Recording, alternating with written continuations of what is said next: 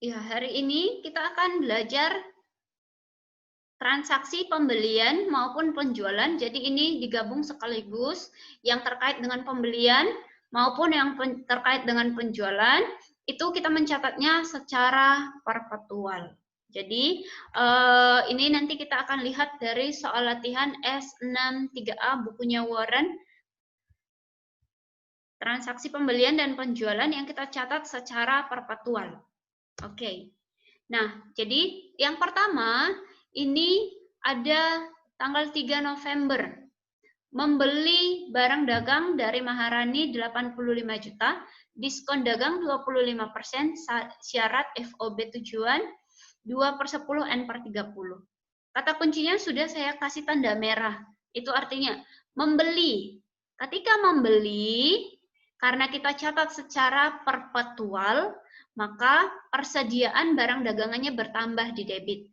Kita membelinya itu secara kredit. Taunya dari mana? Dari sini. 2/10 N/30. N/30 akan dibayar, artinya dibayar 30 hari kemudian dari tanggal ini.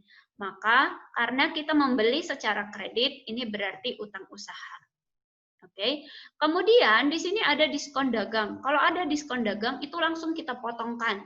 Maka persediaannya itu adalah 63.750, yaitu 25% dikalikan dengan 85 juta itu ketemu berapa? Itu dikurangkan dari 85 juta.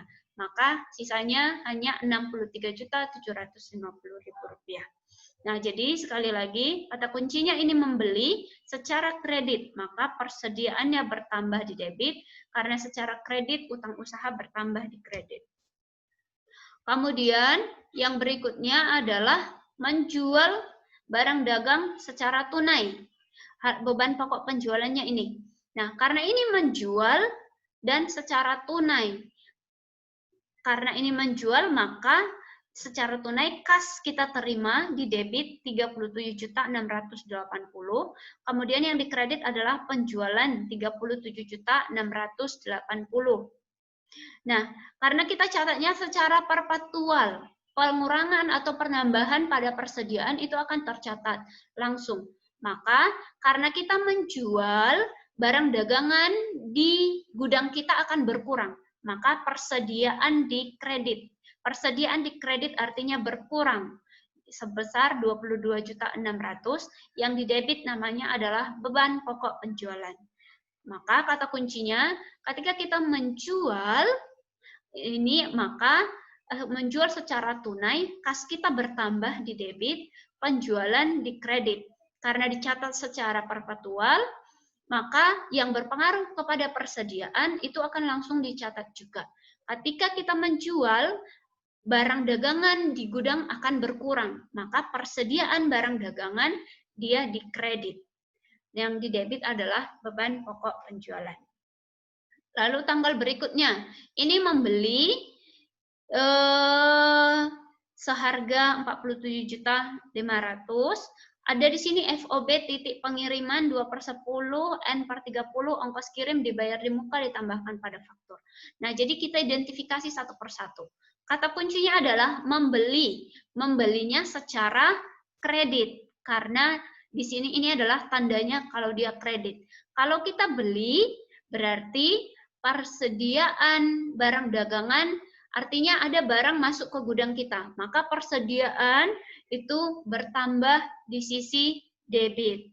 Oke, kemudian karena kita membelinya secara kredit, utang kita bertambah. Utang bertambah di kredit senilai ini, 47.500.000. Lalu dia sebutkan di sana ada ongkos kirim dibayar di muka 810.000. Nah, dengan syarat itu FOB titik pengiriman. Masih ingat ya bahwa FOB titik pengiriman yang menanggung ongkos kirim itu adalah pembeli. Maka di sini kita catatkan karena ongkos kirimnya bertambah. Ingat kalau dia dicatat secara perpetual, ongkos kirim bertambah itu akan menambah persediaan. Maka persediaan bertambah di debit 810.000. Kemudian karena ini ongkos kirim itu ditambahkan kepada faktur yang ini. Berarti belum kita bayar juga, maka dia utang usaha juga yang muncul Rp810.000. Oke. Nah, jadi selanjutnya ada satu lagi, mengembalikan barang yang dibeli tanggal 3 November dari Maharani 13.500.000 dikurangi diskon dagang yang ini. Nah, jadi di tanggal 3 November kita pernah kejadian apa? Di tanggal 3 November kita itu pernah membeli. Nah, jadi kejadiannya waktu itu seperti ini. Waktu kita beli, utang usaha kita itu banyak ya. Maka tapi sekarang kita kembalikan.